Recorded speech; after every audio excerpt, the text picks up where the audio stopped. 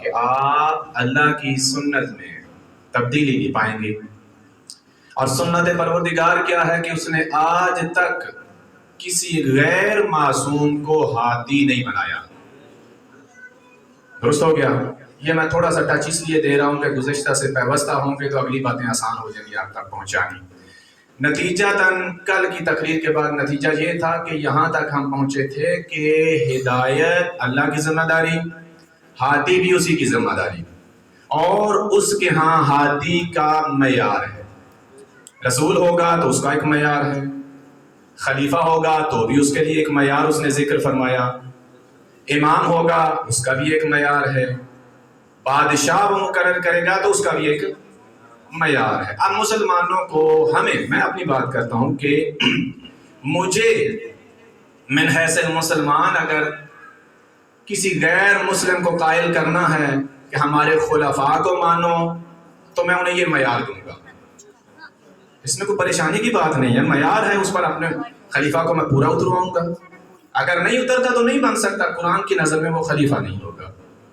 اسی طرح اگر میں ان سے امامت منوانا چاہوں گا تو بھی میں کہوں گا کہ ہماری کتاب میں اللہ پاک کے نزدیک امامت کی یہ شرائط اور ہمارا امام اس پر پورا اترتا ہے.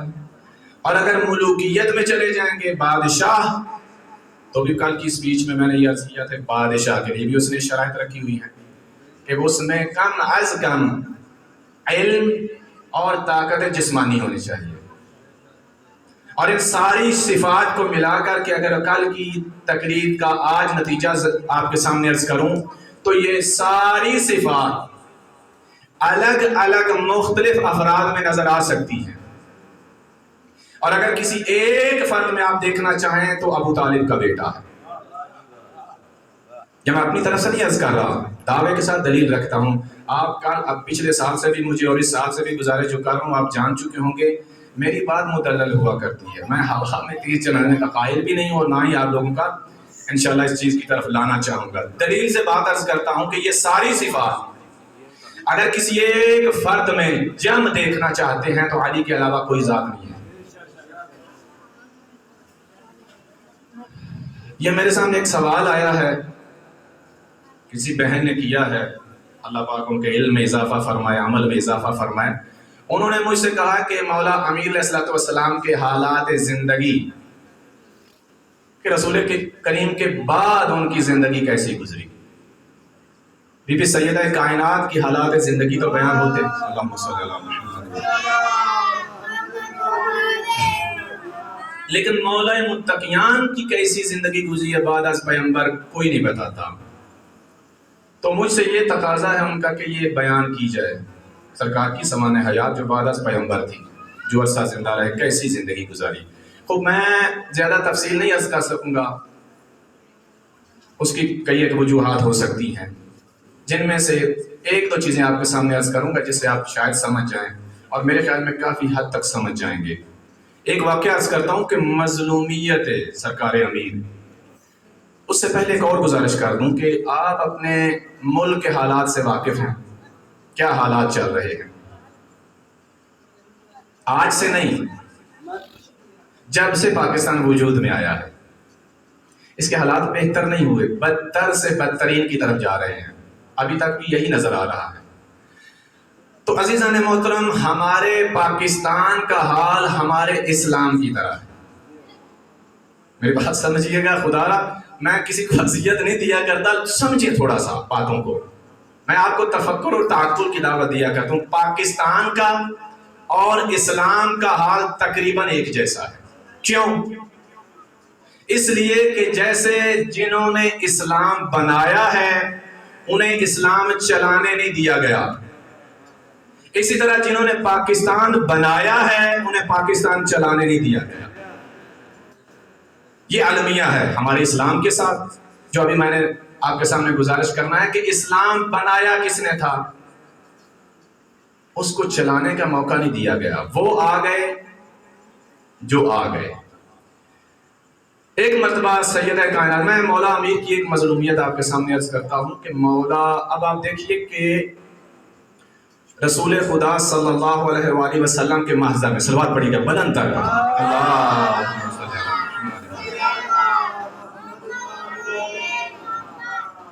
آپ سرکار کی حیات ظاہریہ میں سب سے نمایاں شخصیت جو آپ کو نظر آئے گی وہ مولا متقیان کی ہے. جس معرکہ میں، جس جگہ پہ جہاں رسول خدا کو نظر آئیں گے وہاں رسول خدا کے ساتھ مولا مشکل کشا نظر آئیں گے، اور رسول اللہ ان کو سب سے آگے نظر رکھتے ہوئے آپ کو نظر آئیں گے. کبھی پیچھے نہیں کیا. کوئی ایسا معرکہ، کوئی ایسا جنگ، ایسی جنگ، کوئی ایسا غزوہ نہیں کہ جس میں اگر سرکار امیر ہیں تو علم ان کے ہاتھ میں نہ ہو.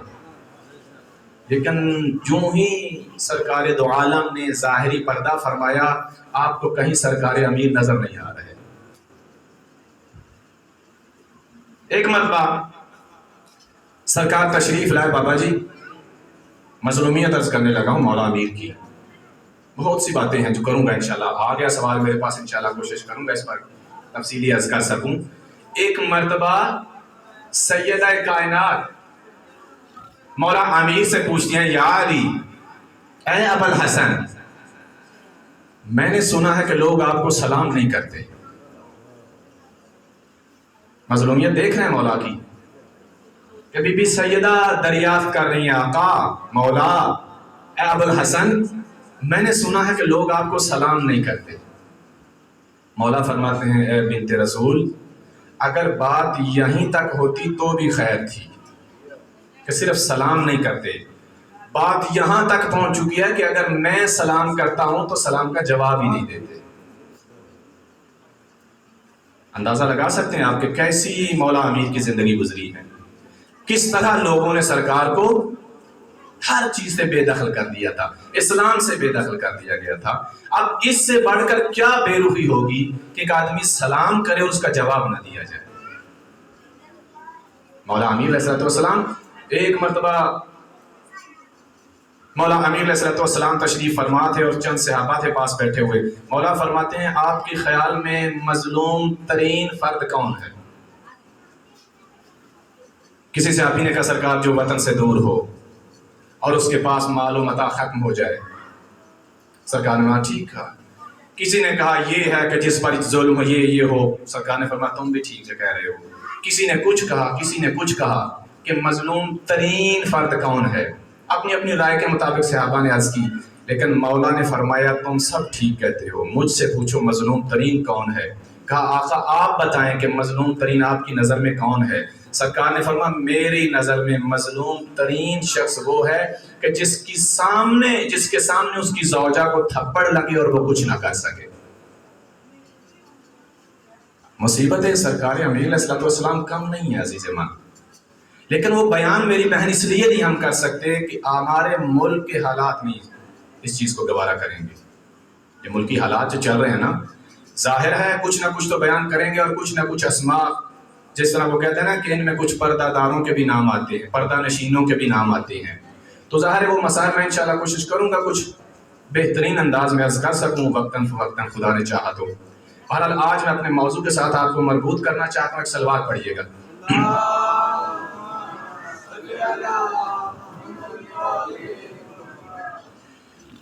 اللہ پاک فرماتا ہے کہ ہدایت میری ذمہ داری ہے اور میرے ہادی معیاری ہوتے ہیں. ان معیارات میں سے کچھ کلی معیار ہیں، کچھ فردی آ جائیں گے، کچھ کلی آتے ہیں، کچھ عام فہم ہیں، کچھ تھوڑے سے ڈیفیکلٹ بھی ہو سکتے ہیں. ایک آیت جو آج کی میری موضوع سیکنڈلی ہوگی وہ یہ ہے کہ اللہ تبارک و تعالیٰ سورہ مبارکہ المائدہ آیت نمبر 100 آپ ملاحظہ کیا کیجئے جا کے. جو میں آپ کے سامنے آیات ذکر کرتا ہوں حوالہ اسی لیے دیتا ہوں کہ صرف مجھ پر نہ رہیں، ملاحظہ فرمائیں جا کے، تراجم دیکھیں، ترجمہ دیکھیں، تفاسیر دیکھیں، خود اپنی سینس تھوڑی سی اس کو تخیل کریں. اللہ پاک سورۃ المائدہ آیت نمبر 100 میں ارشاد فرماتا ہے، اے میرے حبیب قل، ان سے کہیے، لا یستوی الخبیث والطیب، کہ خبیث اور طیب برابر نہیں. اللہ کہہ رہا ہے لا یستوی الخبیث والطیب ولو اعجبک کثرۃ الخبیث، اگرچہ تمہیں کثرت خبیث سے تعجب ہی کیوں نہ ہو. یعنی خبیث اتنے کثرت سے ہیں کہ آپ متعجب ہو جائیں کہ اتنے زیادہ ہیں. یہ کہتا پھر بھی وہ برابر نہیں.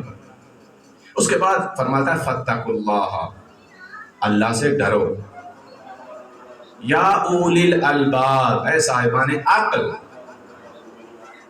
اس کے بعد فرماتا ہے اللہ سے ڈرو اے صاحبان عقل لعلکم تفلحون، شاید کہ تم فلاح پا جاؤ. ترجمہ سن لیا آپ نے. اللہ پاک فرماتا ہے خبیث اور طیب برابر نہیں، اگرچہ خبیث کثیر تعداد میں کیوں نہ ہو. اس کے بعد فرماتا ہے کہ اللہ سے ڈرو شاید تم فلاح پا جاؤ. اب قرآن مجید نے دعوت دیا یا اولی الالباب، اے صاحبان عقل. یعنی اس کا مطلب ہے کہ یہاں اللہ تبارک و تعالی ہر انسان کو مخاطب نہیں کر رہا، اپنی طرف سے تو نہیں عرض کر رہا. آیات ہیں، الفاظ، ابھی الفاظ کا الگ الگ ترجمہ کر رہا ہوں، اس کے بعد تھوڑی سی گزارشات کروں گا. یعنی اولی الالباب کہہ کر اللہ پاک نے باقی انسانیت کو خارج کیا. کہا تم میں سے جو صاحبان عقل ہے یہ میری بات اس سے ہے، جو بے عقل ہے اس سے تو میں بات ہی نہیں کرنے والا. یہ ایسی بات ہے. نماز روزہ سب کے لیے کہا، اقیم الصلاۃ وآتوا الزکوٰۃ کہا. نہیں، یہ نہیں کہا کہ عقل والوں تم پڑھو، بے عقلوں کو چھوڑو، نہ، سب پڑھو، چونکہ یہ سب کی سمجھ میں آنے والی چیز ہے. شاید باقی احکامات آئے، کہا سب کے لیے، سب سمجھ سکتے ہیں. لیکن یہ اتنا اہم بلکہ مہم مسئلہ ہے، اہم مسئلہ ہے، کہا یہ ہر ایک کی سمجھ میں نہیں آنے والا. عقلاء کے سامنے رکھنا چاہتا ہوں میں کہ طیب اور خبیث برابر نہیں ہے. اچھا میں کہوں گا پروردگار یہ تو نے صاحبان عقل کو دعوت دی ہے، اور ساتھ نتیجہ اگر اس بات کو مان لیا، فرمایا تم فلاح پا جاؤ گے اگر میرے اس قاعدے کو مانو. دیکھیے قرآن مجید میں عزیز من ایک مرتبہ پروردگار ارشاد فرماتا ہے هل يستوي الذين يعلمون والذين لا يعلمون، کہ کیا جو جانتے ہیں اور جو نہیں جانتے برابر ہیں؟ آپ نے کہا نہیں ہے. اللہ بھی یہی کہتا نہیں ہے، لیکن اس نے استفہام انکاری کی صورت میں جملہ کہا ہے. آپ سے گویا پوچھا کہ کیا برابر ہیں. آپ سے پوچھنا چاہتا ہے مالک کہ تم بتاؤ عالم اور جاہل برابر ہیں؟ آپ نے کہا نہیں. اللہ بھی کہتا ہے نہیں، لیکن مجبوری یہ ہے کہ ایسا ہوا ہے. بات میری ذہن میں رکھنا کہ اللہ کے ہاتھی جو ہوں گے معیاری ہوں گے. اللہ کہتا ہے عالم اور جاہل برابر نہیں. قرآن مجید عزیز من تدبر کے لیے نازل ہوا ہے، تفکر کے لیے آیا ہے. اسے ایک رات میں ختم کر کے ثواب تو حاصل کر سکتے ہیں، ہدایت نہیں لے سکتے. ثواب الگ چیز ہے، ہدایت الگ چیز ہے. اللہ پاک سورہ قمر میں ارشاد فرماتا ہے لَقَدْ يَسَّرْنَا الْقُرْآنَ لِلذِّكْرِ فَهَلْ مِن مُدَّكِرٍ، کہ ہم نے اس قرآن کو نصیحت لینے والوں کے لیے آسان کر دیا ہے. تو آیا کوئی ہے جو نصیحت لے؟ اس سے ہمیں وہ نصیحت لینے کی دعوت دیتا ہے قرآن. اللہ پاک فرماتا ہے میں نے آسان کیا ہے، لیکن کن کے لیے؟ جو اس کو کتاب نصیحت سمجھیں، صرف کتاب ثواب نہ سمجھیں. صرف یہ نہ سمجھیں کہ قرآن مجید کو ہم نے مردوں کے لیے ہی پڑھنا ہے. اس کی ضرورت زندوں کو ہے. زندہ کو سمجھائیں گے تو مردگی کی حالت میں ضرورت شاید نہ رہے اتنی، اور اگر اسے مردہ پر پڑھیں گے تو اسے شاید فائدہ ہی کوئی نہ ہو، پر اسے پتہ ہی نہیں ہے کیا ہو رہا ہے میرے ساتھ. لہٰذا وہ کہتا ہے حل میں مدکر، کہ ہے کوئی نصیحت لینے والا. ایک مولوی صاحب کو بات سمجھنا لطیفہ ہے، منبر سے شایان شان شاید نہ ہو، لیکن چونکہ فائدے سے خالی نہیں، بیان میں سمجھتا ہوں اتنا زیادہ شدید حرج نہیں ہوگا. لطیفہ سنیے گا بابا جی، مفید ہوگا انشاءاللہ. مولوی حضرات جو ہم جیسے بیچارے مسجدوں میں ہوتے ہیں، بڑی ان کی حالت پتلی ہوتی ہے. نظارت ان پر تقریباً ہر طرف سے کیمرے ہوتے ہیں کہ مولوی صاحب کیا کرتے ہیں، کیا کھاتے ہیں، کہاں جاتے ہیں، کیوں، کب آتے ہیں، کب. نظارت بڑی کڑی ہوتی ہے، اور محل کی مطلب وقت سب پیچھے ہاتھ کھینچتے ہیں. نہیں کافی ہے ان کے لیے. مولوی صاحب کو 16-17 ہزار دو، کافی، اس تو زیادہ نہ دو، کہتے تھوڑے جا امیر ہو گئے سامنے سے دے ہو جاؤ. لیکن بعض لوگ ہوتے ہیں جو عزت آبرو کرتے ہیں علماء کی، جن کو پتہ ہے کہ صاحبان علم کا مرتبہ کیا ہے، جن کو پتہ ہے کہ رسول خدا نے فرمایا العلماء ورثۃ الانبیاء، کہ علماء انبیاء کے وارث ہیں. تو جب وارث کی آپ تعظیم کریں گے تو مورث کی تعظیم شمار ہوتی ہے. اگر وارث کی تعظیم نہیں کرتے تو مورث کی تعظیم نہیں شمار ہوتی. بہرحال کسی بزرگوار کسی گاؤں میں ایک مولوی صاحب تھے. ان گاؤں والوں نے ان کی حالت کو دیکھتے ہوئے 1 ایکڑ زمین ان کو دے دی. بابا یہ سمجھنا، بزرگوار سمجھنا، ان کو کیا کیا، 1 ایکڑ زمین انہیں دی کہ مولانا صاحب آپ اس میں کچھ بوئیں، کاٹیں، کھائیں پیئیں، کچھ تھوڑی سی حالت آپ کی آسان ہو جائے گی، تھوڑی سی بے نیازی ہو جائے گی انشاءاللہ۔ مولانا صاحب نے اس میں گندم بو دی، مثلا گندم کا سیزن تھا، انہوں نے گندم بو دی۔ اب گندم جب ٹھیک ٹھاک ہوگی، قریب تھی پکنے کے، ادھر سے کسی گدھے نے مولوی صاحب کے اس ایکڑ کا راستہ دیکھ لیا۔ گندم اب تیار ہے، مولانا صاحب کی محنت رنگ لانے والی ہے، لیکن گاؤں کے کسی بدبخت گدھے نے مولوی صاحب کے ایکڑ کا راستہ دیکھ لیا۔ اب وہ آنا شروع ہو گیا، روزانہ آ جاتا ہے، گندم کھانا شروع کر دیتا ہے۔ مولانا صاحب بیٹھے بیٹھے جناب علم کبھی چاروں کل پڑھ کے پھونک رہے ہیں، کبھی آیت الکرسی پڑھ کے پھونک رہے ہیں، کبھی سورہ فاتحہ اس کی طرف پڑھ کے پھونک رہے ہیں، بیٹھے ہیں چارپائی پہ پھونکے جا رہے ہیں، قرآن مجید پڑھ پڑھ کے آیات پڑھتے ہیں، فرامین پھونک رہے ہیں۔ وہ اتنی دیر میں کوئی بابا جی جیسا، آپ جیسا کوئی دانا آدمی آتا ہے کہ مولانا صاحب دیکھیں آپ کا وہ جو ایکڑ ہے وہ تو ضائع ہو رہا ہے، آپ اس کو روکتے کیوں نہیں گدھے کو؟ کہا میں نے تقریباً آدھے سے زیادہ قرآن پڑھ دیا اس بدبخت، مجھے لگتا ہے یہ کافر گدھا ہے جس پر قرآن کا اثر ہی نہیں ہوگا۔ آدھے سے زیادہ قرآن پڑھ چکا ہوں لیکن مجھے تو یقین آ گیا یہ گدھا کافر ہے۔ اس نے کہا کیسے؟ کہا میں اس پر آیتیں پڑھ تو اسے اثر ہی نہیں ہوتا۔ اس نے وہاں سے وہ ڈنڈا اٹھایا اور ڈنڈا اٹھا کے اس کی طرف گیا، 2-4 لگائی، گدھے صاحب ہو گئے۔ اب مولانا صاحب کے پاس دوبارہ حضرت صاحب آئے، انہوں نے کہا آغا صاحب قرآن مجید گدھوں کے لیے نازل نہیں ہوا۔ بات سمجھ گئے میری؟ قرآن مجید گدھوں کے لیے نازل نہیں ہوا، خدا کے لیے یہ سمجھیے لطیفہ ہے لیکن سبق ہے اس میں۔ قرآن مجید عقلاء کے لیے نازل ہوا ہے، گدھوں کو کیا پتا یہ کیا کلام کہہ رہی ہے۔ کبھی پڑھیں اور اس طرح پڑھیں جیسے اللہ کہتے ہیں حل میں مدکر، کوئی ہے نصیحت لینے والا، اس سے کوئی ہے نصیحت لے؟ اللہ کہتا ہے نصیحت کی باتیں سنیے۔ اللہ کہتا ہے میں نے ہر مثال اس میں ذکر فرما دیا قرآن مجید میں۔ پروردگار فرماتا ہے کہ میں نے قرآن مجید میں ہر قسم کی مثال ذکر کر دی ہے، لیکن اگر کوئی اس سے لینا چاہے تو دیکھیے آیت آپ کے سامنے میں نے عرض کی ہے، هل يستوي الذين يعلمون والذين لا يعلمون، کہ کیا عالم اور جاہل برابر ہیں کہ نہیں ہیں؟ آپ بھی کہتے ہیں، اللہ بھی کہتا ہے نہیں، لیکن ہوا عالم اور جاہل کو برابر کیا گیا۔ آپ مجھے یہ بتائیے، کوئی بھی انسان، میں ہوں آپ ہوں، جب پیدا ہوتے ہیں تو عالم ہوتے ہیں یا جاہل؟ کیا ہوتے ہیں؟ بولیں، جب پیدا ہو رہے ہوتے ہیں، پیدا ہوتے ہیں، عالم پیدا ہوتے ہیں کہ جاہل؟ کھل کے بولو۔ اگر کوئی آپ میں عالم پیدا ہوا بے شک نہ بولے، جو جاہل پیدا ہوا وہ تو بولے، اور جو عالم ہوتا ہے وہ بھی بولے کہ میں تو عالم پیدا ہوا تھا۔ ابھی میں آیت آپ کے سامنے عرض کرتا ہوں آپ کی اس دقت کو آسانی کے لیے۔ آپ تو مجھے بتائیں کہ جب پیدا ہوتا ہے انسان تو کیسا ہوتا ہے؟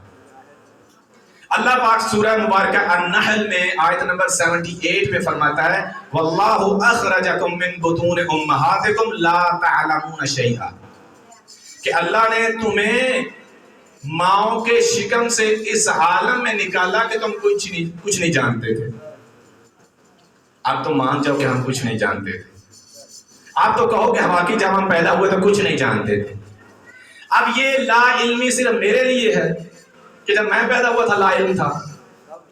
نہ، آپ کے لیے ہے، نہ آپ سے 100 سال پہلے والے لوگوں کے لیے ہے، نہ آپ کے 1000 سال پہلے والوں کے لیے ہے۔ آپ کہیں گے نہیں وہ بھی اس میں شامل ہے، جانتے نہیں تھے۔ صحابہ کی بات لے آئیں، کیا صحابی جب پیدا ہوئے تو عالم پیدا ہوئے تھے؟ صحابہ رسول سے آگے بڑھتے جائیں حضرت آدم علیہ السلام تک، کوئی بھی انسان ایسا نہیں جو عالم پیدا ہوا۔ صحابہ بھی اسے، ابھی میں رسول خدا کی دور میں آنا چاہتا ہوں۔ جب یہ پروردگار نے فرما دیا کہ پروردگار نے تمہیں ماؤں کے شکم سے ایسے نکالا ہے، یعنی تم جب پیدا ہوئے تھے تو لا یعلمون شیئا، تم کچھ نہیں جانتے تھے۔ جب آپ نے مان لیا کہ نہ صرف میں، نہ صرف آپ، نہ 100 سال پہلے بلکہ صحابہ کرام بھی اس میں شامل ہیں کہ جب وہ پیدا ہوئے کچھ نہیں جانتے تھے، اور اللہ نے کہا ہے جو جانتے تھے اور وہ نہیں جانتے تھے برابر نہیں۔ ایک فرد ایسی ہے، یہ سارے وہ ہیں کہ جو پیدا ہوئے نہیں جانتے تھے، لیکن کوئی تو ایسا ہے جو ابھی 3 دن کا تھا، رسول خدا سے کہہ رہا ہے تورات سناؤں، زبور سناؤں، انجیل سناؤں یا قرآن سناؤں؟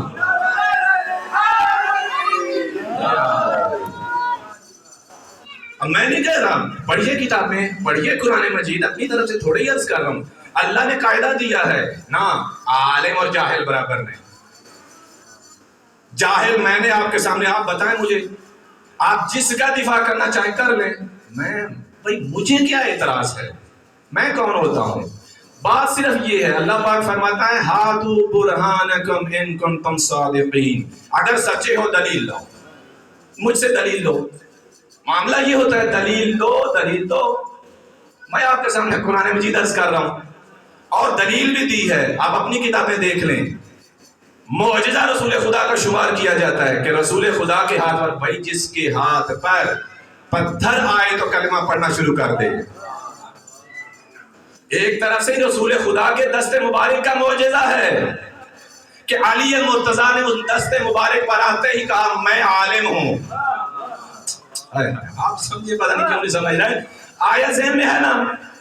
اللہ پاک فرماتا ہے هل يستوي الذين يعلمون والذين لا يعلمون، کیا جو آتے ہی تمہیں کتابیں پڑھنے کی دعوت دیتا ہے وہ اور جو جاہل پیدا ہو رہے ہیں برابر ہیں؟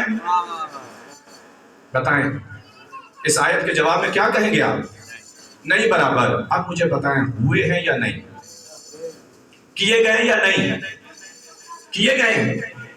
بھائی خدا کے لیے کسی ایک طرف نہ جایا کریں۔ میں کل بھی میں نے عرض کیا ہے، میں آج پیشگی معذرت چاہتا ہوں، اگر کسی کی دل آزاری ہو میں اپنے منطوق کا ذمہ دار ہوں، آپ کیا سمجھتے ہیں میں اس کا ذمہ دار نہیں۔ یا آپ مجھ سے پوچھ لیجئے کہ کاشف بھائی آپ کیا، میں جو سمجھا ہوں یہی آپ سمجھانا چاہ رہے ہیں؟ میں نے کلن کہا ہے، کسی ایک کو ہٹ نہیں کر رہا، کسی 2 3 4 پوائنٹ نہ، کسی کو نہیں۔ میں کہتا ہوں کوئی بھی حضرت انسان کا بیٹا ہو، اللہ پاک ان سب کے لیے حکم فرما رہا ہے کہ پروردگار واللہ اخرجکم، تم سب کو، اللہ نے مخاطب کی ضمیر استعمال کیا کہ تمہیں اللہ نے خارج کیا، نکالا کہاں سے؟ من بطون امہاتکم، تمہاری ماؤں کے شکم سے۔ کیا تھے تم؟ عالم تھے، فرمانا لا تعلمون شیئا، تم کچھ نہیں جانتے تھے۔ اور حقیقت بھی یہی ہے، جب حضرت بڑے ہوئے، کسی مدرسے میں گئے، کالج میں گئے، یونیورسٹی میں گئے تو عالم ہو گئے۔ پہلا جاہل ہوئے تھے، آپ کو کلمہ بھی بعد میں پڑھایا گیا، آپ کو اصول فروع سارا کچھ بعد میں پڑھایا گیا، آپ کو ایمان کی صفتیں بھی بعد میں پڑھائیں گی، آپ نے مدرسے میں جا کے کورس کیا، عالم بنے۔ لیکن یہ عالم وہ ہے جو آتے ہی کہہ رہا ہے اللہ کے رسول آپ کو وہ کتابیں سناؤں جو آ چکی ہیں یا وہ کتاب سناؤں جو ابھی آنی ہے؟ یہ ہے، اللہ کہتا ہے برابر نہیں ہے۔ کیوں برابر کرتے ہو؟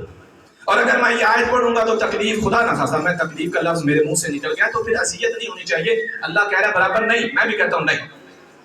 اب قرآن کی مخالفت کی جرت ہے کسی میں؟ یا میرے سامنے کہیں کہ ہاں برابر ہے؟ اور خدا کے لیے اگر آپ کو عالم سمجھ میں آ گیا ہے اور جاہل سمجھ میں آ گیا ہے، عالم کی پہچان ہو گئی ہے، جاہل یعنی لا علم کی پہچان ہو گئی ہے، تو اللہ کے حکم کو مان لیں، اللہ کے قانون کو مان لیں کہ ان کو برابر نہیں کر سکتے۔ بات سمجھ رہے بابا جی؟ عالم اور جاہل برابر نہیں۔ ایک سلوات پڑھیے گا، آپ دیر سے کیوں آئے ہیں؟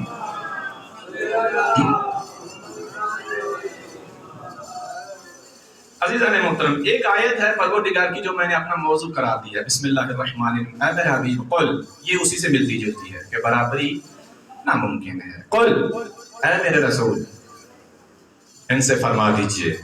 اچھا، ایک لفظ قل جہاں آ رہا ہے نا، یہ لفظ قل اشارہ دیتا ہے کہ یہاں کسی نے پوچھا ہے، کسی نے سوال کیا ہے، تو اللہ کہتا ہے اس سے کہو، آپ اس کے جواب میں فرما دیجئے۔ فرمایا قل، اے میرے رسول آپ فرمائیے اس کے جواب میں، لا یستوی الخبیث والطیب، کہ خبیث اور طیب برابر نہیں۔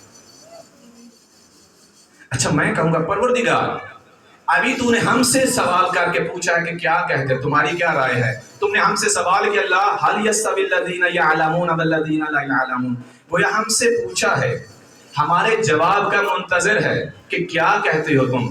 یہاں اپنا فیصلہ کیوں سنا رہا ہے؟ لا یستوی الخبیث والطیب.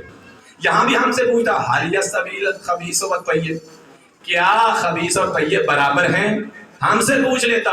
بھائی اتنی اللہ کی آواز ہے، تم سے 1-2 مرتبہ پوچھا ہے، تم برابر کر دیتے ہو. 1-2 مرتبہ پوچھ چکا ہوں تم سے، تم نے برابر کر دیا. اب میں تمہیں اپنا فیصلہ سنانا چاہتا ہوں. تم سے پوچھتے ہی کون ہے؟ کہا لا، ان سے کہو نا، لا یستوی الخبیث والطیب، خبیث اور طیب برابر نہیں. حوالہ میں دے چکا ہوں سورت کا، آیت کا، برابر نہیں. اچھا پروردگار کیا مطلب برابر نہیں؟ ادھر 15 ہو جائیں، 500 ہو جائیں، 1.5 لاکھ ہو جائیں، ادھر اکیلا ہو پھر بھی نہیں؟ فرمایا نا، وَلَوْ أَعْجَبَكَ كَثْرَةُ الْخَبِيثِ، اگرچہ خبیث کی اتنی کثرت ہو تجھے خود تعجب ہو کہ اتنے زیادہ ہیں خبیث. بات سمجھتے ہیں؟ اتنے زیادہ خبیث ہو گئے ہیں. اور اس طرف کیا ہو؟ 2 4 5 ہو مثلا. خبیث جتنے ہی کیوں نہ ہوں، فرمایا برابر نہیں ہو سکتے. لا یستوی الخبیث والطیب، خبیث اور طیب برابر نہیں. وَلَوْ أَعْجَبَكَ كَثْرَةُ الْخَبِيثِ، اگرچہ تمہیں کثرت خبیث تعجب میں کیوں نہ ڈالے. اس کے بعد ڈرایا ہے، فَاتَّقُوا اللَّهَ، خبردار اللہ سے ڈرنا. کیا مطلب اللہ سے ڈرنا؟ کہا جب میں نے کہہ دیا ہے برابر نہیں تو خبردار برابر نہ کر دینا. اللہ سے ڈرنا یعنی کیا؟ جب تم نے کہہ دیا نہیں ہے نہیں ہے، پھر فوراً کہا فَاتَّقُوا اللَّهَ، اللہ سے ڈرنا. اس کا مطلب یہ ہے کہ تمہاری عادت ہے، میں جن کو برابر نہیں کرتا تم کر دیتے ہو. اللہ سے ڈرنا، میرے غضب سے ڈرنا. فَاتَّقُوا اللَّهَ يَا أُولِي الْأَلْبَابِ، اے صاحبان عقل. ہر آدمی نہیں، عقل والے اس میں غور و خوض کرتے ہیں نا. فرمایا عقلاء ہو، اگر صاحبان عقل ہو تو خبیث اور طیب کو برابر نہ کرنا. اچھا نتیجہ کیا ہوگا مالک اگر نہیں کریں گے؟ فرمایا لعلکم تفلحون، اگر تم نے خبیث اور طیب کو برابر نہ کیا تو فلاح پا جاؤ گے. اب بات سمجھ گئے ہیں کتنا اہم مسئلہ ہے. یہ معمولی آیت نہ لیں، فلاح کا اس پہ دار و مدار ہے. اگر آپ نے خبیث اور طیب کو برابر کر دیا فلاح نہیں پا سکتے.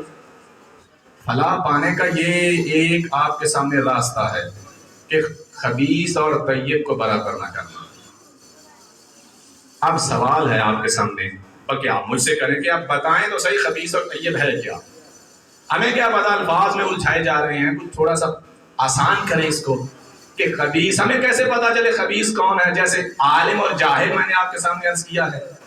بھائی ایک ظاہر ہو جائے نا تو سارے باقی ہو جاتے ہیں. تعرف الاشیاء بازدادها وضدها، کہ کوئی بھی چیز جب آپ جاننا چاہیں تو اس کی ضد سے اس کی پہچان ہو جاتی ہے.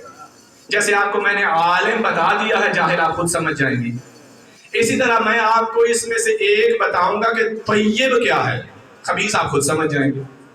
مجھے کیا ضرورت ہے آپ کا ایسے ٹائم ضائع کرنی؟ آپ ماشاء اللہ سمجھدار ہیں، بلکہ مجھ سے کئی گنا زیادہ سمجھدار ہیں. اس کی وجہ یہ ہے کہ آپ مجھ سے بھی آگے چل رہے ہوتے ہیں، جس کا نتیجہ یہ ہے کہ مجھے پھر معافی مانگنا پڑتی ہے. سلوات پڑھیے گا ایک مرتبہ.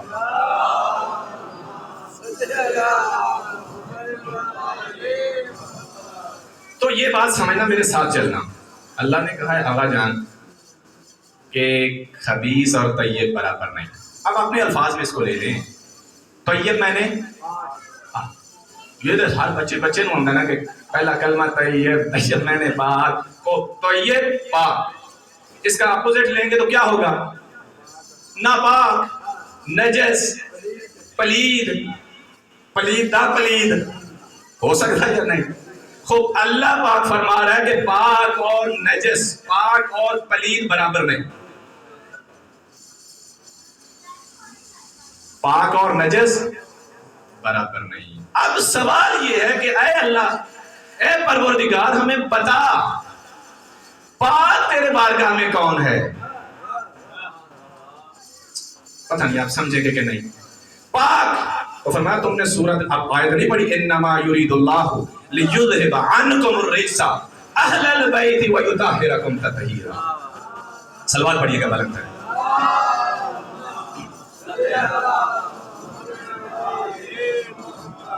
اللہ پاک نے فرمایا کہ یہ آیت پڑھو تمہیں پاک نظر آ جائیں گے.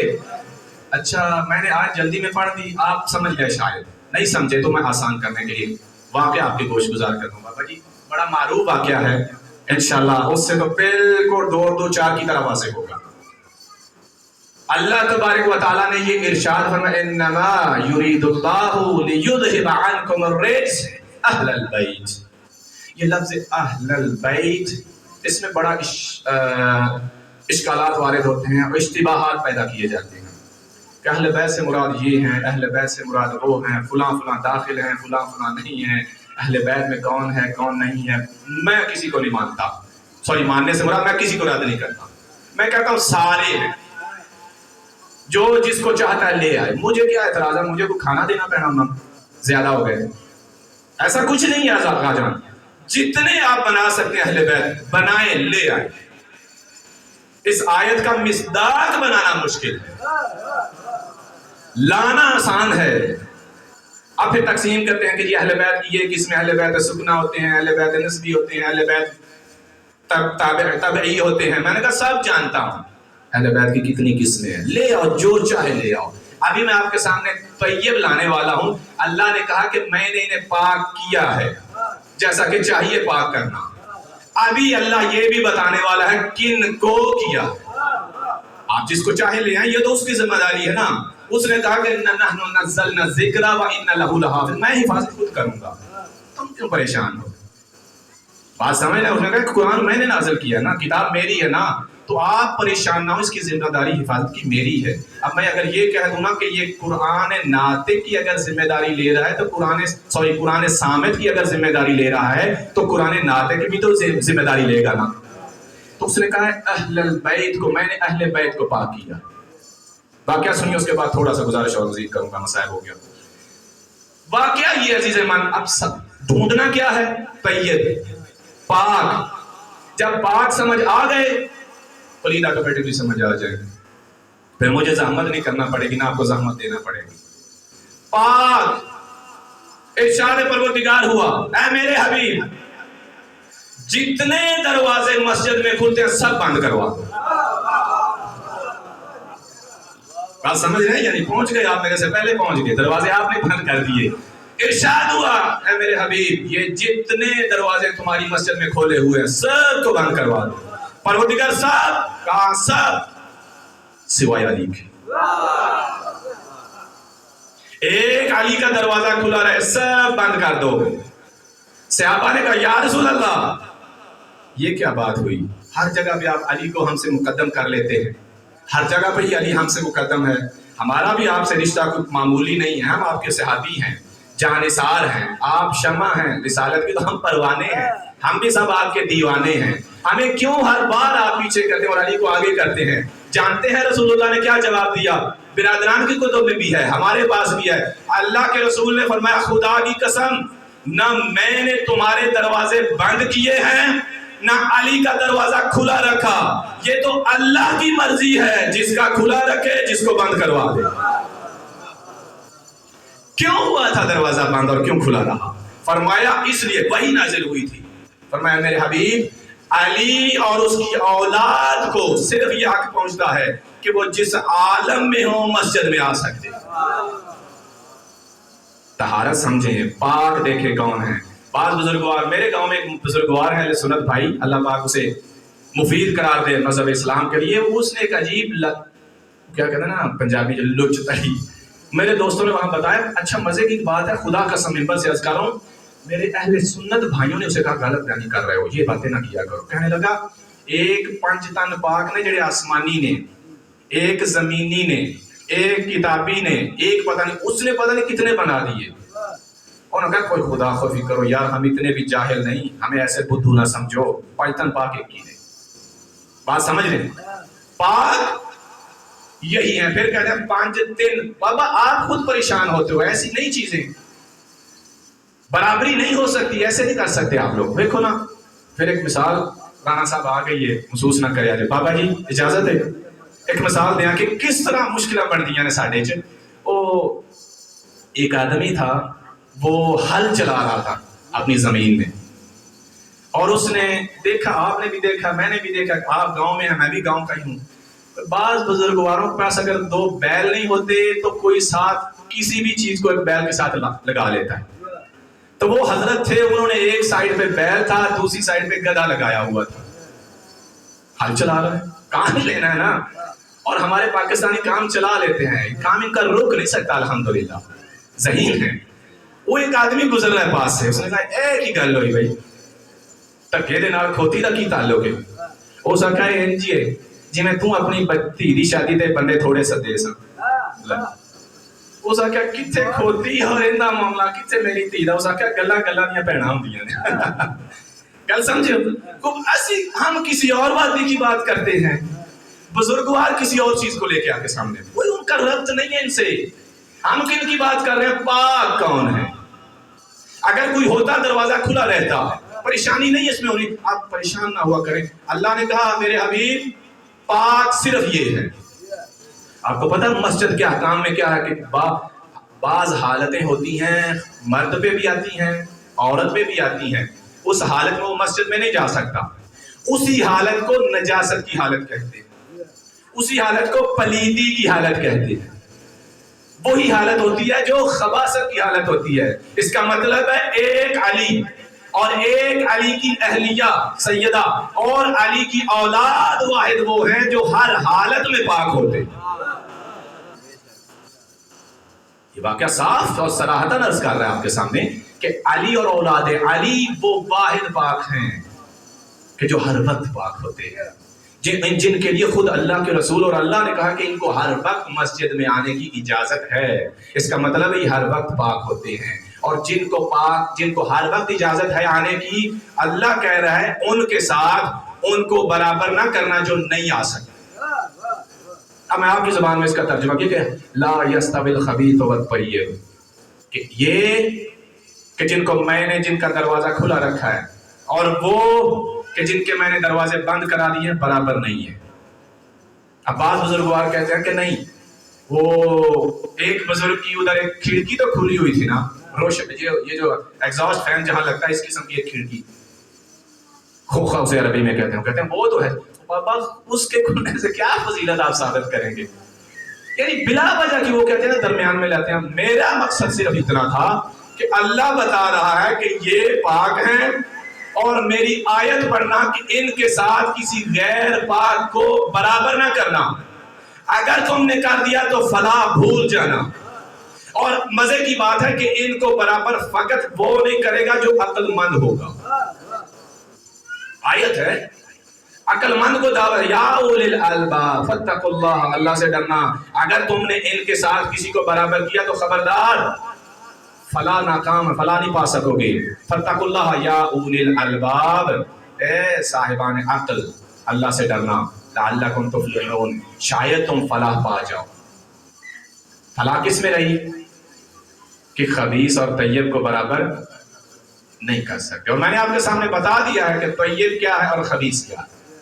بس آج کی میری گفتگو یہ ہے، اس کو غور سے سمجھیں، اگر کوئی اشکال ہو تو مجھ سے پوچھا کریں خدا کے لیے۔ عزیزان محترم، ہمارا دین،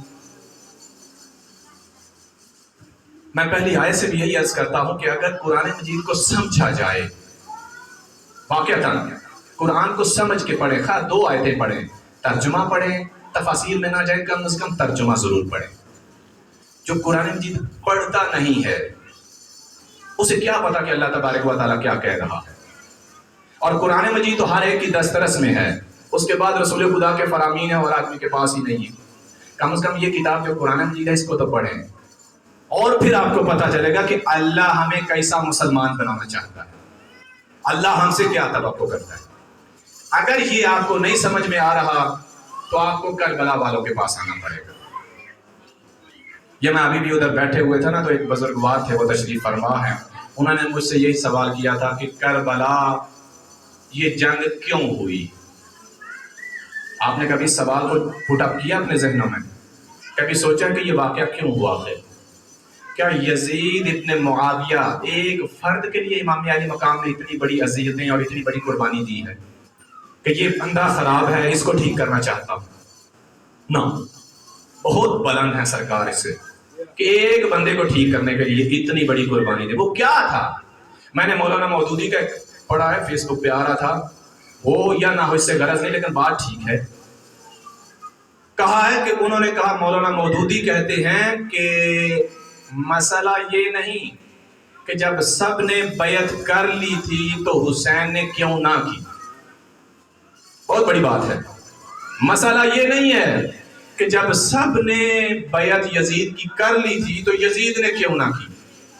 اس نے کہا مسئلہ یہ ہے کہ جب حسین نے نہیں کی تو باقیوں نے کیوں کی. بات سمجھ رہے ہیں؟ جب حسین نے بیعت نہیں کی تو باقیوں نے کیوں کی. اصل مین چیز یہ ہے. کسی نے پوچھا کہ کربلا کا فائدہ کیا ہوا؟ علامہ علی نقی نقنا اللہ مقامہ سے کسی نے پوچھا کہ کربلا کا فائدہ کیا ہوا؟ انہوں نے کہا فائدہ یہ ہے کہ کربلا سے پہلے جمعہ بدھ کو ہو جاتا تھا. آپ سمجھ رہے ہیں؟ آپ نے فرمایا کہ کربلا کے واقعے سے پہلے جمعہ بدھ کو ہوتا تھا. اور مزے کی بات ہے کوئی اعتراض بھی نہیں کرتا تھا. صحابی پیچھے کھڑے اور پڑ گئے. کسی نے یہ نہیں کہا حضرت یہ بدھ ہے جمعہ نہیں ہے. کربلا کا نتیجہ یہ ہے کہ آج کوئی جمعے کے دن بھی زوال سے پہلے جمعہ پڑھائے گا کہ نہیں پڑھے گا. تو یہ کربلا کا نتیجہ عزیز من. کربلا نے ہمیں سوجھ بوجھ عطا کی ہے, اندھی تقلید سے نکالا ہے. یہ قرآن مجید کو سمجھیں, یہ کربلا کے قریب آپ کو لے جانے کے لیے ضروری ہے. میں نے کہا اللہ نے کہا ہے کہ ہدایت میں دیتا ہوں جس کو چاہتا ہوں. عزیزان محترم, کہا جاتا ہے کہ امام حسن اور امام حسین علیہ السلام کی سیرت میں تضاد ہے. نا, یہ کوتاہ فہمی ہے, کم عقلی ہے. عاشور گزر جائے عزیزان محترم اور امام حسن مجتبیٰ کے جگر گوشے حضرت قاسم کا ذکر نہ ہو تو میرے خیال میں امام حسن کو بہت تکلیف ہوگی. اور مولا پوچھ سکتے ہیں کہ 10 دن تم نے تذکرہ کیا کربلا کے شہداء کا, کیا میرے بیٹے کو تم اس قابل نہیں سمجھتے تھے کہ اس کا ذکر بھی آئے؟ اور تمہیں نہیں پتا کہ میں نے کتنے اہتمام سے اسے کربلا کے لیے بھیجا تھا. تم میری محنت تو دیکھتے. شہزادہ قاسم, امام حسن کی اور اولاد بھی ہیں کربلا میں جو شہید ہوئی ہیں. شہزادہ قاسم عزیزان محترم, میں شاید پہلے بھی آپ کے سامنے گزارش کر چکا ہوں کہ حضرت ہاجرہ جو سابقہ مہینے میں قربانی گزری ہے, کہ جب حضرت ابراہیم علیہ السلام نے حضرت اسماعیل کو ساتھ لیا, قربان گاہ میں گئے, واقعہ سارا آپ جانتے ہیں. جب واپس آئے تو کچھ دنوں کے بعد حضرت ہاجرہ نے کیا کیا؟ بیٹے کو نہلا دھلا کر ان کو لباس تبدیل کرانا چاہا. جب لباس تبدیل کرانے کے لیے قریب گئی تو دیکھا کہ حضرت اسماعیل کی گردن پہ کچھ خراشیں. پوچھا بیٹا یہ تمہارے گلے پہ خراشیں کیسی ہیں؟ اب نبی تھے, جھوٹ بول نہیں سکتے. فرمایا ماں سچ بتاؤں تو یہ ہے کہ وہ جو اس دن میں اور بابا گئے تھے نا, بابا کہہ رہے کہ مہمان کے ہاں جا رہے ہیں, وہ مجھے, اور وہاں انہوں نے کہا تھا کہ قربانی کی ضرورت پڑ سکتی ہے, تو وہ مجھے ہی قربان کر رہے تھے. اور یہ اسی چھری کے نشان ہیں جو میری گردن پر انہوں نے چلائی تھی. عزیزان محترم, خدا شاہد ہے کہ یہ سننا تھا حضرت ہاجرہ کا کہ میرے بیٹے اسماعیل کی گردن پر چھری چلی ہے. بیٹا سامنے موجود ہے, زندہ و سلامت ہے, محسوس کر رہی ہیں, لیکن خدا شاہد ہے 3 دن سے زیادہ زندہ نہ رہی, اسی غم میں دنیا سے چل بسی. اور یہی کہا کرتی کہ بیٹا اگر تمہارے گلے پہ چھری چل جاتی تو میرا کیا ہوتا, بیٹا اگر دمبا نہ آتا تو میرا کیا ہوتا. یہی کہہ کر اسماعیل تمہارا گلا اور چھری, بیٹا اسماعیل تمہارے گلے اور چھری کا کیا جوڑ ہے, یہی کہتی ہوئی 3 دن سے زیادہ زندہ نہ رہ سکی. میں کہوں گا یہ ہاجرہ منا ہے. آؤ ہاجرہ کربلا کے پاس آتے ہیں. یہ منا والی ہاجرہ ہے, ادھر فخر ہاجرہ ہے کہ جو اپنے بیٹے کو ساری, بیٹا زیادہ دیر سو جائے نا تو ماں پریشان ہو جاتی ہے, خدا خیر کرے میرا بیٹا کیوں ابھی تک نہیں اٹھا. یہ ماں کے ایک ہوتے ہیں جذبات عزیز من کہ خدا خیر کرے اتنی دیر کبھی سویا نہیں. یعنی بیٹا تو زیادہ دیر سویا بھی گوارا نہیں ہوتا ماں کو, لیکن کیسی مائیں ہیں کہ بیٹوں کو گویا سونے ہی نہیں دے رہی کہ بیٹا کہیں ایسا نہ تم سو جاؤ اور میری قربانی کی وہ دیر ہو جائے.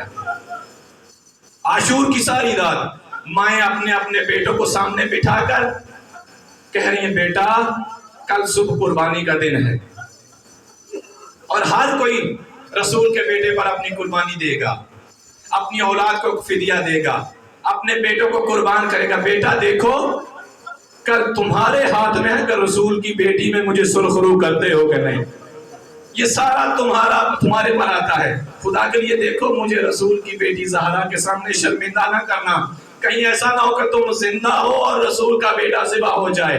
دیکھو سب سے پہلے قربانی میرے گھر سے نکلنی چاہیے۔ ہر ماں اپنے اپنے بیٹے کو سامنے بٹھا کے یہ تلقین کر رہی ہے، بیٹا تم میری طرف سے قربانی ہوگے، بیٹا تم میری طرف سے قربانی ہوگے۔ ہر خیمے سے یہ ندائیں آ رہی ہیں، بیٹا تم میری طرف سے قربانی، تم میری طرف سے قربانی۔ کہا میں نے پڑھا ہے کہ حضرت عباس ہر خیمے کے پاس جا رہے ہیں، رات کو پہرا دے رہے تھے نا، خیموں کے پاس سے گزر رہے ہیں۔ خیمہ جو حضرت قاسم والا تھا اس سے گزرے، حضرت علی اکبر والا گزرتے گئے، ہر خیمے میں یہ معاملہ چل رہا ہے۔ لیکن ایک خیمہ ایسا ہے کہ جس میں ایک مزدور ہے اور خاموش بیٹھی ہے، انتہائی پریشان، اور اس کی لب سے الفاظ کیا نکل رہے ہیں، پروردگار آج تو نے مجھے بھی کوئی بیٹا دیا ہوتا تو میں بھی زہرا کے بیٹے پہ قربان کرتی، یہ سب مجھ پر گویا سبقت لے جائے گی، جس کا بیٹا ہے وہ تو قربان کر دے گی نا۔ عزیزان محترم پھٹ گیا ہوگا جگر میرے آقا عباس کا، فوراً اندر گئے، فرمایا آقا زادی، اے آقا زادی ام کلثوم، میں خدا گواہ ہے کل جب میدان میں جاؤں گا میں یہ نہیں کہوں گا میں علی کا بیٹا ہوں، میں کہوں گا میں ام کلثوم کی طرف سے قربانی،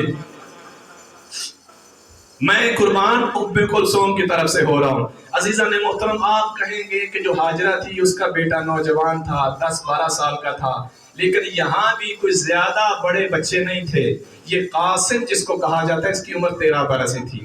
ماں نے کہا بیٹا کل سب سے پہلے میری قربانی ہونی چاہیے، کل سب سے پہلے تمہیں قربان ہونا ہے۔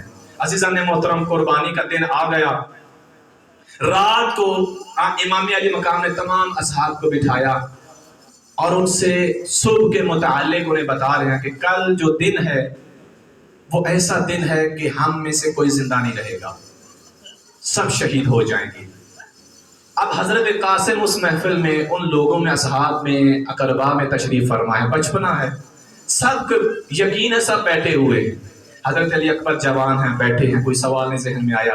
حضرت عباس کو یقین ہے کہ میں تو شامل ہوں گا، علی اکبر جوان ہے، یقین ہے میں شامل ہوں گا، بچے تھے۔ ذہن میں تجسس پیدا ہوا کہ میں بچہ ہوں، شاید میں کل کے شہداء میں نہ ہوں۔ اس حسرت نے کھڑا کر دیا، چچا کیا میرا نام بھی کل کے شہداء میں ہے؟ حضرت قاسم پوچھتے ہیں کہ چچا جان کل کے شہداء میں میرا نام بھی ہے؟ امام علی مقام اختبار کرتے ہیں، آزماتے ہیں، قاسم جی باپ چچا، فرمایا تم مجھے پہلے یہ تو بتاؤ کہ تمہارے نزدیک موت کیا ہے، تم موت کو کیا سمجھتے ہو؟ فرمایا احلی من العسل، کہ میں موت کو شہد سے زیادہ شیریں سمجھتا ہوں۔ یہی بات ہے عزیزان محترم، حضرت قاسم نے کہا کہ میں موت کو شہد سے زیادہ شیریں نہیں سمجھتا ہوں۔ پروردگار قرآن مجید میں ارشاد فرماتا ہے فَتَمَنَّوُا الْمَوْتَ إِن كُنتُمْ صَادِقِينَ، اگر سچے ہو تو موت کی تمنا کرو۔ یہ بچہ تمہیں بتا رہا ہے کہ ہم اور سارا ہمارا جتنا بھی ہمارے دوست اقربا ہیں سب سچے ہیں۔ فرمایا کیا میرا نام ہوگا؟ کہا تمہارے نزدیک موت کیا ہے؟ کہا میرے نزدیک تو موت شہد سے بھی زیادہ شیریں ہے۔ امام نے فرمایا پھر صرف تم نہیں شہداء میں، تمہارا جو 6 ماہ کا بھائی اصغر ہے اس کا بھی نام کل کے شہداء میں۔ ذہن فوراً خیموں کی طرف پلٹ گیا اور آیا آقا اے چچا جان کیا یہ بدنہاد فوج خیموں میں داخل ہو جائے گی؟ ہاشمی جوان ہے نا، غیرت میں جوش مارا، کیا ہمارا وہ بچہ ہے باہر تو وہ آئے گا نہیں، میں تو میدان میں آؤں گا، علی اکبر تو باہر آئیں گے، چچا عباس باہر آئیں گے، وہ تو 6 ماہ کا میدان میں تو آئے گا نہیں، تو یہ بدنہاد فوج خیموں میں داخل ہوگی؟ امام نے فرمایا نہیں، میں تمہارے بھائی کو اٹھا کر باہر لاؤں گا۔ عزیزان محترم صبح کا دن جب چڑھا، 10 محرم کا وہ قیامت خیز دن چڑھا، ہر ایک قربانی کے لیے اپنے آپ کو پیش کر رہا ہے۔ ہر بار حضرت قاسم تشریف لاتے ہیں، چچا مجھے اجازت دیجئے۔ چچا کیا کہتے ہیں؟ قاسم تم میرے بھائی کی نشانی ہو، تمہیں میں کیسے اپنے ہاتھوں سے موت کے منہ میں بھیج دوں، کہہ کر بھیج دیتی ہیں۔ دوسرا آیا، جب وہ شہید ہو گیا قاسم گئے، چچا اب تو مجھے اجازت دے دیں۔ کہا कासिम तुम मेरे भाई की निशानी हो। जब सरकार आते हैं यही जवाब सुनते हैं। मायूस होकर अपने खेमे के साथ बैठ गए और रोना शुरू कर दिया। उधर से माँ खेमा से निकली। अजीज़ान मोहतरम, जैसी भी हो माँ बेटे को रोता हुआ नहीं देख सकती। जब देखा ना बेटा रो रहा है, कासिम रो क्यों रहे हो? कहा अम्मा तुम्हारी वसीयत पर अमल करना चाहता हूँ लेकिन चचा मुझे इजाजत नहीं दे रहे। माँ ने कहा बेटा तुम्हें याद है तुम्हारे बाप ने तुम्हारे बाजू के साथ एक तावीज बांधा था और कहा था जब हालात इंतहाई मुश्किल हों, जब तुम्हारे चचा पर सारी मुश्किलें जम होके आ जाएं तो ये तावीज खोलना। अभी वो मौका, इससे बड़ी क्या मुसीबत होगी तुम्हारे चचा पे, अब तावीज खोलो। जब तावीज खोला उस पे लिखा हुआ था कासिम जब तुम ये तावीज खोलोगे मेरा भाई इंतहाई बड़ी मुश्किल में होगा और मेरी तरफ से तुम मेरे भाई के तावन मुआविन होगे, मेरे भाई पर कुर्बान होना।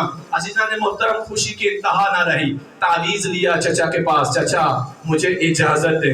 कहा कासिम तुम मेरे भाई की निशानी हो, कैसे कहूँ? कासिम ने कहा चचा अगर आपका वही भाई कहे कि तुम जा सकते हो तब आका मुझे इजाजत है। ये देखिए अपने भाई की वसीयत देखें। मैंने आगायूं ऐसा पढ़ा है, खुदा की कसम चंद एक मकामात हैं जहां मेरे मौला चीख कर रोए हैं।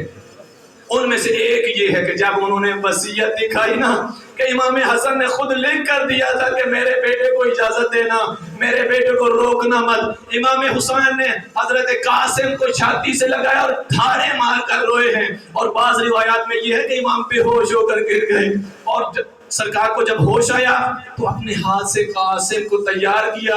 कासिम का सिन इतना कम है कि घोड़े पर बैठने के बावजूद रकाब तक पांव नहीं पहुंचे, रकाब को तंग किया गया ताकि पांव रकाब तक आए। मैदान में गए हजरत कासिम, अर्ज़क नामी मलऊन को अमर इब्न साद ने कहा इसके मुकाबले पे जाओ। बड़ा नामवर नामुराद था, 4000 खत के सामने अकेला जाया करता था। इसने कहा कि उसका मुकाबला करो। उसने तकब्बुर से कहा मैं इस बच्चे का मुकाबला नहीं करूंगा, मेरे 4 बेटे हैं उनमें कोई एक आके कर सकता है। एक बेटे को उसने भेजा, सरकार ने खत्म किया, फिन्नार किया। दूसरे को भेजा, फिन्नार। चारों बेटे फिन्नार हुए। अब गुस्से के आलम में आया। इमाम हुसैन के चेहरे पर मायूसी के असरात है। सैयदा पूछती है भैया क्या हुआ, क्यों असरात बदल गए? इमाम फरमाते बहन मामला ये है, अब जो बदबख्त कासिम के मुकाबले पे आया बड़ा नामुराद पहलवान है और वो पानी पिए हुए है, खाना खाए हुए है। हमारा कासिम 3 दिन का प्यासा है। लेकिन अजीजा ने मोहतरम अभी आके उसने मुकाबले पे आया ही है। हजरत कासिम ने ऐसा वार किया 2 हिस्सों में तकसीम करके फेंक दिया। हजरत इमाम हुसैन अलैहिस्सलाम ने फरमाया शाबाश कासिम। ये कहना था अमर इब्न यास ने कहा बेवकूफो क्या समझ के अकेले अकेले मैदान में जा रहे हो, ये हाशमी जवान है, ये ऐसे तुम्हारे काबू में आने वाला नहीं है। वही दगाबाज कौम ने दगा किया। अजीजा ने मोहतरम हर तरफ से हजरत कासिम पर हमलावर हो गए। अब एक वक्त ऐसा आया हजरत कासिम जीन पर संभल ना सके, इधर से तीर आ रहे हैं, उधर से नेज़े आ रहे हैं, जीन को छोड़ा। अजीजा ने मोहतरम जीन को छोड़ना था। हजरत कासिम की निदा बुलंद हुई अबना रसूल अल्लाह, ऐ मेरे चचा मेरी मदद को आए। अजीजा ने मोहतरम इमाम हुसैन ने बड़ी जल्दी की है लेकिन उतनी देर में लोगों ने कासिम पर घोड़े दौड़ा दिए। घोड़े के सुमों से आवाज आती चचा ये लोग मुझ पर घोड़े दौड़ा रहे, चचा मेरी मदद को आए। अजीजा ने मोहतरम जब तक हजरत इमाम हुसैन पहुंचे हजरत कासिम शहीद हो चुके थे। एक मरसिया इमाम ने फरमाया कासिम तुम्हारे चचा पर बड़ी संगीन मरहला है, कैसा मुश्किल मरहला है तुम्हारे चचा पर कि तुम चचा को बुलाओ और तुम्हारा चचा तुम्हारी मदद को ना आए, और अगर आया भी तो उस वक्त जब तुम दुनिया से जा चुके हो। चचा का आना तुम्हारे लिए